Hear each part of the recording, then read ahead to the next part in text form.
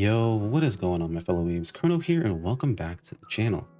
So it is time for the faded video, the video I'm sure everyone's been asking me to make, or the people wanting my take on. Here are my day one thoughts on the bouncer changes. Post maintenance on the, 6th? It is 2:40 a.m. on the 7th right now. I've been awake for an incredibly long amount of time, probably slept maybe 3-ish hours in between. We're going to sleep soon, just in a little bit, but I wanted to go ahead and get my thoughts out there before really going to bed and hitting bouncer again, uh, hit the floor running at it, so to speak, with bouncer tomorrow. So what are my thoughts? I guess just to kind of rip the band-aid off, so to speak, or jump directly into this without kind of sugarcoating this. I love the soaring blade changes. They are fantastic. It's a welcome change to how bouncer overall plays as a class. Now, it is not perfect. There are still some issues that exist overall with certain parts, but as far as what I asked for personally, it's basically all here and then some. Also, you may hear Skulls in the background. Apologies. She's currently live over, yes, there'll be a link in the video description over her channel, twitch.tv/skulls. She's also streaming on YouTube, so definitely check her out. She'll be live until basically I go live in the morning, so I'm just tagging back and forth between streams. So you guys are here in the background. She's streaming, having a good time with the new PA changes and things like that. So I digress. We got sidetracked either way. So soaring blade changes, I love them. It's actually a lot of fun. We're going to talk about what's changed, essentially, what I like, what I'm not the biggest fan of, and what's been a struggle for me personally, getting used to the weapon again. Is for those who have been around the channel for a long time, or those of you guys who've played bouncer for a very long time, I can say this feels a lot like, I would say, some of the better parts that are the parts I personally liked. I'm not gonna say better, I'm gonna say the parts I liked, right? Because there are some people that have divisive opinions about this, but it takes some of the parts that I enjoyed about Etoile and bouncer and kind of puts them together. So I'm gonna go over some of the major changes, some things that if you are playing bouncer, played bouncer before the update and plan to play bouncer now, or played bouncer sometime in the past and plan to play it now, things you should know about that have changed with the class. So other than, what we talked about in the patch notes, if you guys haven't, watched that, I recommend going back, watching the patch notes, checking out the trailer. It showed basically everything you need to know from those skills. We're going to talk about the other stuff, overall, what's going to happen here. So first things first, if you're curious about your skill tree, it doesn't change. All they did was they retooled abilities, retooled specific skills that you were taking anyway. So everything stays remotely the same. In some cases, certain skills actually are much better now than the previous iterations. First things first, we'll talk about the PAs. Now, they adjusted the PAs and they shifted the damage around for some of them. Some of them are a little more backloaded, some of them are a little bit more, center loaded overall. But it does feel very comfortable using PAs and not feeling like you're getting cucked out of most of the damage or set PA. For some of the PA changes, Harrier, at least the first half. Now, I'll say this is an antiquated change. This might just be how I'm feeling about it, or it just may not be the case at all, or maybe I just never noticed it beforehand until now. But Harrier currently feels a lot more fluid to move around, at least in the first half. Previously, whenever you would use Harrier, it was very jarring. Like, I'll see if I can show you guys an example really quick. We went outside of town real fast. But previously, when you used Harrier, essentially it felt like you were moving wherever these swords kind of swung you, I guess is the proper term. So you kind of just moved with wherever the swords would take you. Now it feels like I have full control over turning my weapon or turning my attack any direction I choose to. That's kind of how things feel. So it's super cool. I like it a lot. I like this change. It feels a lot more comfortable to use. And again, this could just be something that's always existed or that changed a little while ago and I just never noticed it until now. But it definitely feels a lot more comfortable. And we'll talk about the tech arts customization as well in just a little bit here. So with PA changes, what else has changed?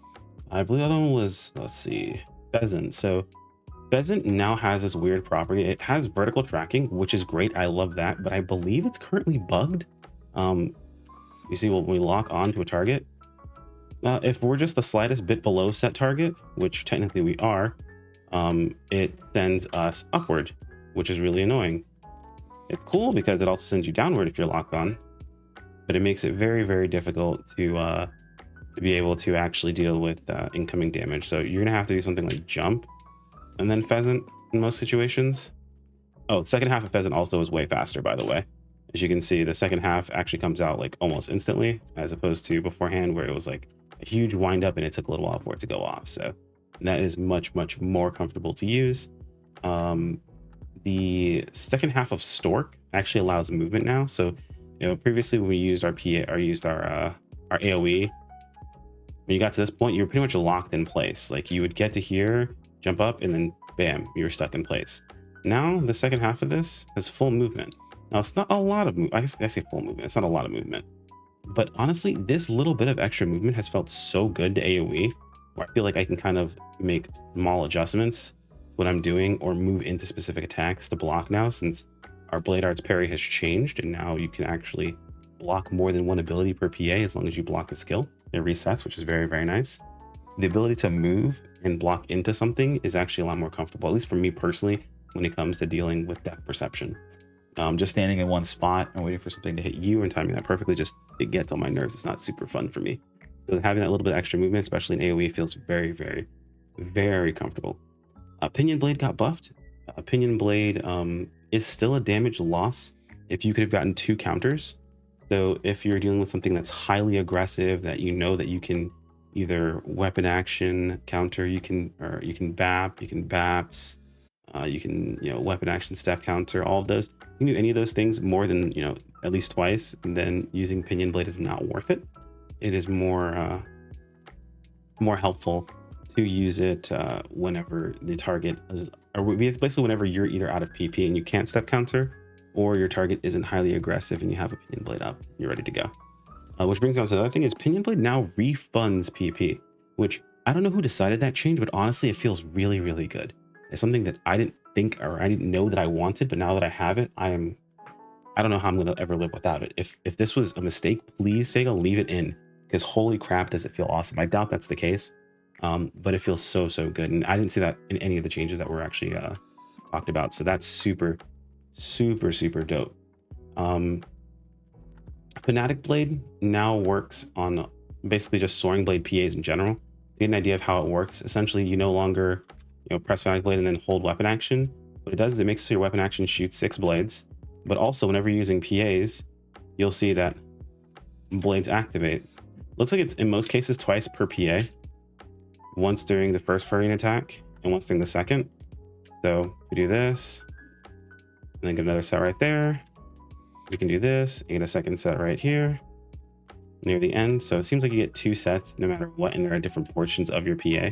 Coolest thing about it, I'm actually going to go ahead and I gotta wait for the cooldown. So let me go ahead and build up.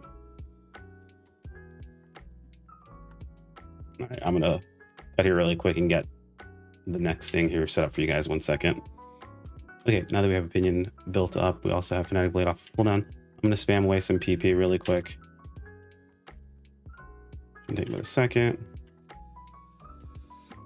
We're gonna go completely dry. We're completely dry, right? I'm gonna activate Fanatic Blade. We're gonna press Pinion Blade and we'll watch what happens. Blade's actually pop during Pinion Blade, and then bam, a chunk of PP comes back. I believe that you get more PP if you hit more targets. I'm not sure if it's you kill targets or you hit more targets, but it's actually totally fine to press Pinion Blade during Fanatic Blade. And it's awesome. Straight up, it's just awesome. If you're ever dealing with a situation where you don't really understand your target too much and you have to make sure that you can step through its abilities, this is kind of safe to just spam. It's just normal attack 1 with weapon action after it during Fanatic Blade. It's pretty nice, especially for the current LCE that has a boss where you're not really used to his tells yet. This keeps you mostly invulnerable. It's not better than just pressing normal attack in the current LCE, but it lets you get at least a normal attack in and stay mostly invulnerable to his attacks that are coming towards you.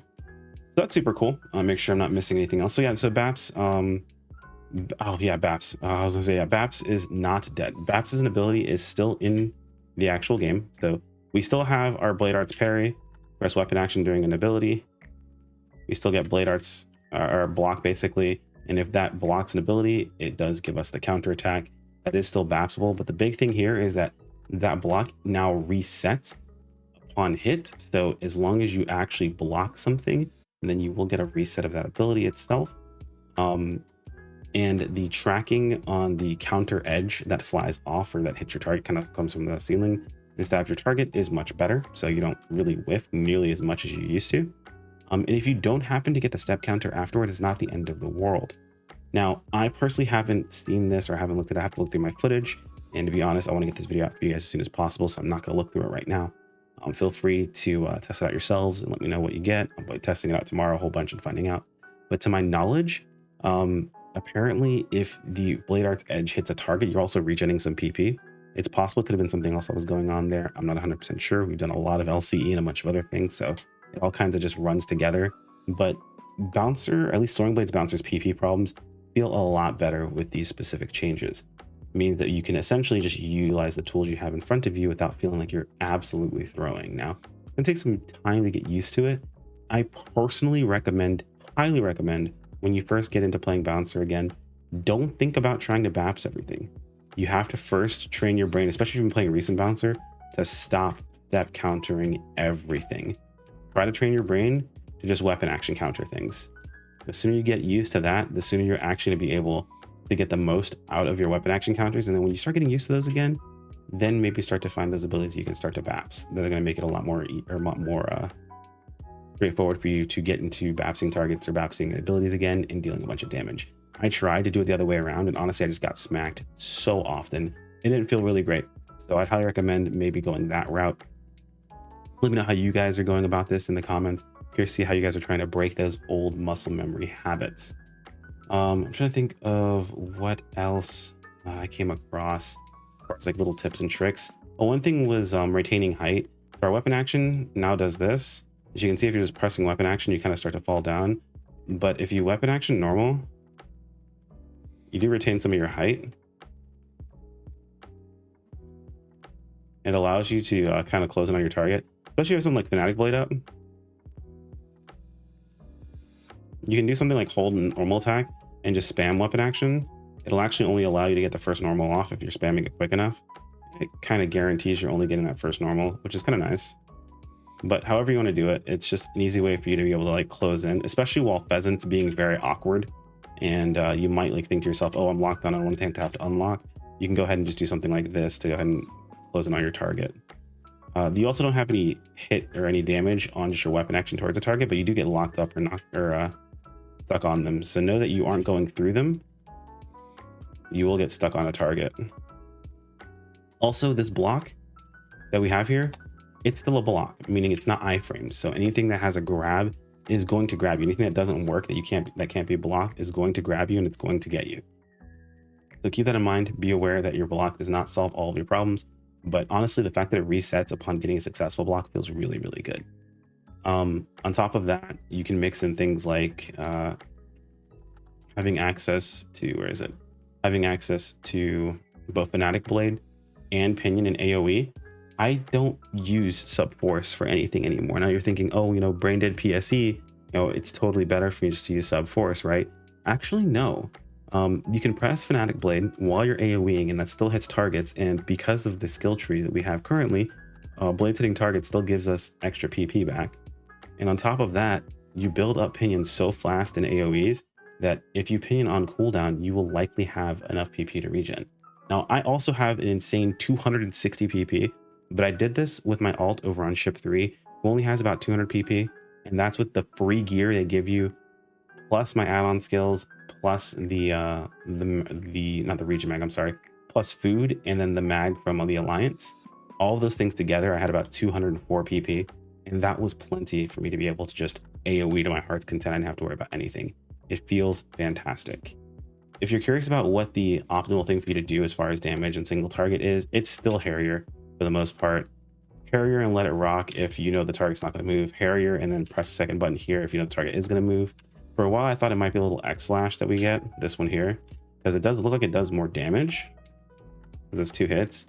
But the thing about the ending of Harrier, it's more hits, so it actually is still stronger. Unfortunately, you just have to be good about placing yourself, because if you're too close to your target and you miss your hits, then it's going to be less damage overall. So just keep that in mind. Harrier spam is still fantastic, but you can kind of pivot based on what your needs are. If you say a target gets away and you want to get close to him again, you can use the X slash if you want to. If you're mid Harrier and say, I don't know, you decide that you want to go into something like this to kind of get out of the way of something and deal some more damage, you absolutely can. As far as how it works out, it seems to be the combo that you want to go towards for the most when you're playing currently changed bouncer. Now, take that with a grain of salt. That is first day testing. We don't have all the information. I don't have all the frame data listed. I'm going mostly on word of mouth from the bouncer community, as well as been posted on Twitter and in the Discord. So, and of course, what I've personally tested, and this seems pretty comfortable as far as what's useful to use. And it's very, very simple. It's just Harrier. And when you're trying to get used to pressing weapon action in the middle of your PA without breaking your PA, it's pretty difficult at first if that's not something you're used to. I know it was definitely a learning curve for me when I first started playing Etswall to press weapon action mid PA, especially if you're doing it multiple times, because you're thinking to yourself, oh, my PA is ending, I need to press another button, but also have to press weapon action to deal with the incoming damage from the target. Am I pressing weapon action during the PA? Is going to be after the PA? If it's after, I'm going to move. If it's during, I'll still get my block. All these things are things you'll think about at first, but they become second nature very, very, very quickly. So that's super cool. I'm going to show you guys really quick what I decided to go with for my customization skill as well, just so you guys can see how that's shaping up. The short answer is I decided to go the speed route. So there are 3 different options you can go with. One is, let me make sure so I don't get this wrong. Yeah. So one gives you immunity to being launched or knocked back during your PA for Pinion. Not Pinion, I'm sorry, but for Harrier. And you accumulate more Pinion. It is 10% no matter what. So even at level 10, it is still 10%, but it does cost you 20 more or 20% more PP, upward to 5% at max level. So I didn't think this was really worth it personally, because for one, if I'm being attacked during a Harrier, I'm just going to block or I'm going to BAPS the ability. And I have no problem. And this is a funny thing. So you have to be very careful about this. I currently have no problem building Pinion as long as I'm focusing specifically on Soaring Blades. As you know, before this update, a lot of us use Soaring Blades Jet Boots multi-weaponed. A lot of times you're going with things like, jet intensities during down, so on and so forth. But what I found is the more I put Jet Boots into my rotations to cover specific spots that I technically could have done with Soaring Blades that might have been done at a little bit less damage, the more often I don't have a Pinion built up when I actually want it. I run into the situation where sometimes I run out of PP and I'm close to my Pinion being ready, which you would think, hey, just, take this skill and you're good to go. Well, if I also just focus more on my Soaring Blades overall, I tend to build Pinion a lot easier. Now, again, when we look at frame data, it may come out that, hey, it's better to use this instead and then put more into Jet Boots. That's totally fine. But if you're someone who's playing just Soaring Blades, I personally would go with the attack speed. The attack speed increase before the variant attack, which is just the first half of Harrier, which is most of Harrier, to be honest. The second half, either it is you press the button again and you just throw out some blades in front of you, which is pretty quick, or you have the blade rain, which also is fairly quick. And you actually get to just let it rock and it starts dropping blades, and you actually just can go on to your next PA, even while the blades are still falling. So the second half doesn't really have much to it in the first place. I know you're probably looking at this thinking, oh, well, what about, the minus 10% potency for variant attack? So there's this thing with Fanatic Blade. I don't fully understand it just yet. I need to get some more time with it. But apparently Fanatic Blade behaves differently depending on what type of PA that you're using it with, and also with the tech arts customization. Now, it only really matters for Harrier because that's what realistically you're going to use with Fanatic Blade and single target when you can. But what happens is if you're using the attack speed variant of this ability, you get what's called Strong Fanatic Blade. And at the moment, from what I understand, the weaker version of Fanatic Blade is about 8 potency versus Strong Fanatic Blade, which is 24 potency, which is why I saw some pretty crazy damage numbers when I was looking at the blades going into my target, looking and seeing it was having a bit less damage or more, depending upon this whole variant situation. It's actually pretty dope. Now, again, grain of salt. It's day one. That may be a bit off. It might be what people are observing, the difference between, blade damage while you have Fanatic Blade active versus not having it active. That's not what I personally observed, but again, I've been up almost 24 hours at this point, 22 hours, something like that. So I could be delirious. So I would highly recommend you guys test it out yourselves, see how it works out. But of all the skills anyway, even all the things I just set aside, the attack speed increase has just felt the best. It was the safest choice for me because no matter what, you're still getting overall more damage because you're attacking much faster, even if you're losing out on a little bit of potency overall. The potency to down enemies, I didn't like very much because for one, it's 10% potency to down enemies, but you also lose 10% of non-down enemies. and you use a lot of Harrier on non-down enemies as well as on downed enemies.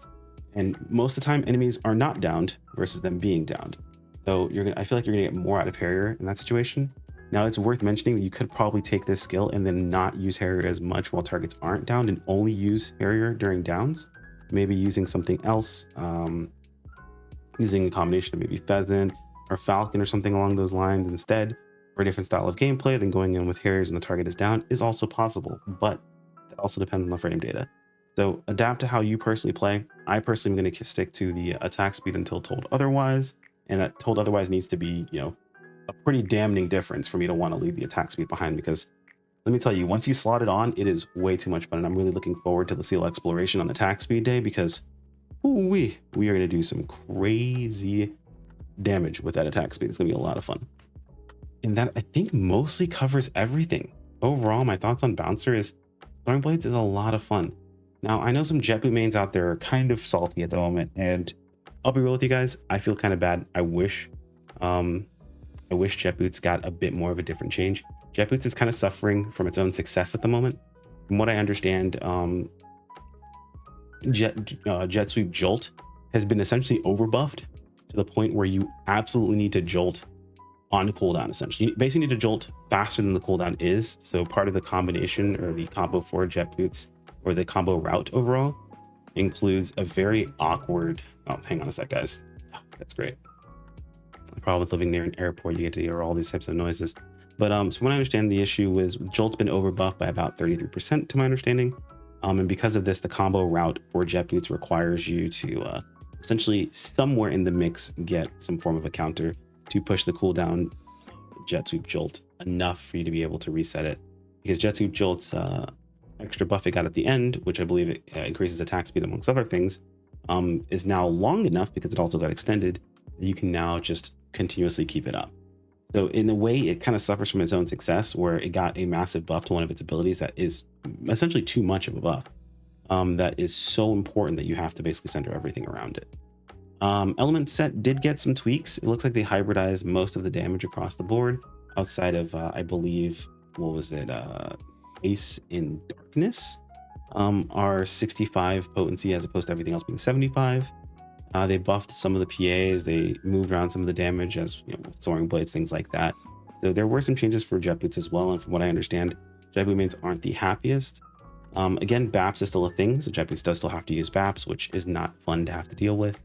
Honestly, I wish the dev team would just kind of code BAPS out, realistically speaking. I know some people are like, yo, do we lose damage that way? Honestly, I don't care. I want the damage cooked somewhere else into the kit and just have BAPS go away.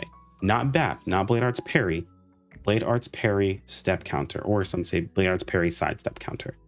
That is the part that I don't like. And for those who don't know what that is, essentially what that means is when you block an ability and sidestep essentially in the same frame or close to enough in the same frame of damage that you're able to not only get the Blade Art's parry, but you're also able to get the sidestep counter together for extra damage. It's massive, it's very strong, it's still a thing.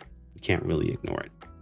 But Soaring Blade mains, the only thing I can say is that apparently there's some people that actually like the old Fanatic Blade. I have nothing against you people. I have nothing against you guys at all. Nothing whatsoever against Soaring Blade mains previously that liked Fanatic Blade.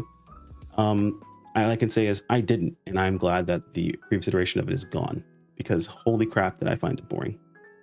Either way, thanks so much for watching, guys. This one, as always, I rambled on much longer than I wanted to, but I wanted to get all my thoughts out. Like I said, it's a first day thoughts. I'm super tired. I'm gonna go edit this video, render it, and get some rest for my next stream. Anyway, guys, thanks for watching. Thanks for hanging out. Let me know what you guys think of the Bouncer rework in the comments below. If you're playing it currently, if you're looking forward to playing it, if you found some interesting new tech that you possibly do with Bouncer subclass, I'd love to hear about it. Like if you enjoyed the video, subscribe if you want to keep up with more, and I'll see you all next time. Take care, my friends. Peace out.